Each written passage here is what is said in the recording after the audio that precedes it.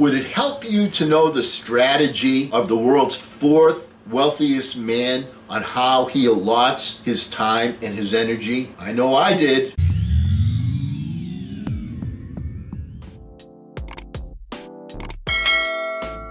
Hello again, everyone. I'm Eli's dad with Project Eli, where we educate, lead, and inspire.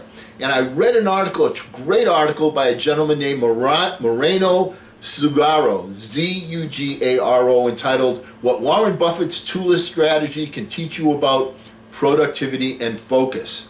And without further ado, I think we ought to get started with it. I want to learn it. First thing, and he starts off this article with a quote from John Maxwell, who is just, if you haven't read any books by John Maxwell, you are denying yourself something. He is brilliant. Here's his quote.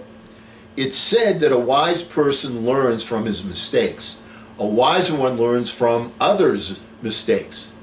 But the wisest person of all learns from others' successes. And that's what, unquote, and that's what we're going to talk about today. Because obviously Mr. Buffett, you might say, is somewhat of a success. All right, he's got a net worth of better than $70 billion. And, you know, I don't know him, but I'm sure about one thing. Given the fact that he's got success and wealth, he's got his priorities straight. He knows how to make the most out of his time. He's got tremendously huge investments. He's the chairman of Berkshire Hathaway, a tremendously large company. He's got a zillion different people that are searching for his time, his attention, his investments, so on and so forth. So let's talk about his strategy. And the way the article tells it, and I think it's very well done, how do you stay focused on the things that you need to stay focused on? Okay, now Mr. Buffett, being as wealthy as he's got a personal pilot, you know, personal plane, a personal pilot. And the story is about one of his pilots, a gentleman named Mike Flint.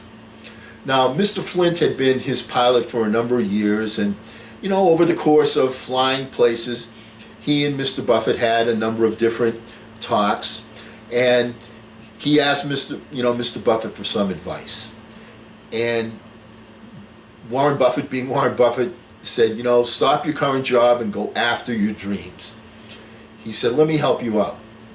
Put together a list of 25 items that are important to you, but the things that you don't currently have in your life. Okay, so Mike came up with the list. It was pretty easy to come up with. But the next step Mr. Buffett gave him was a little bit more difficult. Buffett told him to circle the 5 top items that were of most importance to him. And after significant pondering and hesitation and so on, he finally picked the 5 items. Okay, so he picks his 5 items, and Warren Buffett asked him, are you going to start working on them right away? Being the eager student, Mike Flynn said, yeah, sure, absolutely, I'm going to go after them right now. All right, so far so good. Pretty standard, picking out your priorities and your biggest goals. So what's so special about this article? What did I like it so great? What's so great about the story? Here's the crucial question that Warren Buffett asked him. Hey, Mike, what about the other 20 things on your list? What are you going to do about those? And Mike Flint answered probably the way most of us would have answered. You know, I'm going to focus on my 5 main priorities, but the other ones are still important. They're not that as urgent as the top 5, but I still want to work at them, and I'm going to put some effort on those when I can find the time. That's when Mr. Buffett gave the critical directive. No, you've got it wrong. The things that you didn't circle, they're the things that you want to avoid like the plague. Until you've completed your top 5, don't spend any time or energy on the other ones. Singleness of purpose. Every opportunity has a cost, so choose wisely. The tasks that have the greatest likelihood of derailing your progress are the ones you care about, but that aren't truly important. And that's a quote from James Clear, but it's very apropos with this particular Warren Buffett lesson. Every action, every behavior, every decision has a cost to it, or as business people say, an ROI, a return on investment.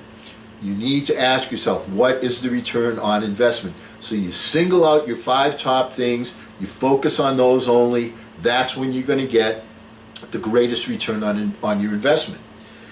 The concept is especially important when it comes to your time and your energy. Why?